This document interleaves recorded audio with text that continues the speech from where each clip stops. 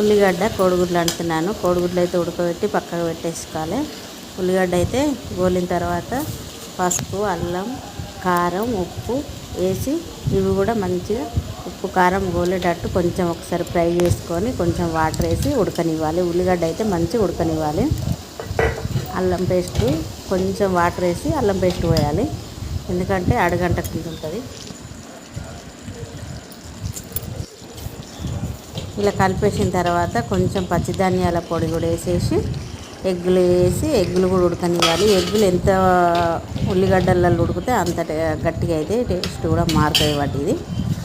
అందుకని ఇట్లా మళ్ళీ ఉల్లిగడ్డలలో వేసిన తర్వాత కొంచెం అంత ఎసరు పోసి ఆ ఎసరు ఇనికిపోయేలాగా ఉడకనివ్వాలి. ఎగ్గులు కొంచెం ఎసరు ఉన్న ఉల్లిగడ్డలు ఏం కాదు, కొంచెం ఎసరు ఉండాలి ఫస్టే. అందుకని ఆయిల్లోనే ఉడకనివ్వాలి ఉల్లిగడ్డ అయితే. ఓకేనా మరి.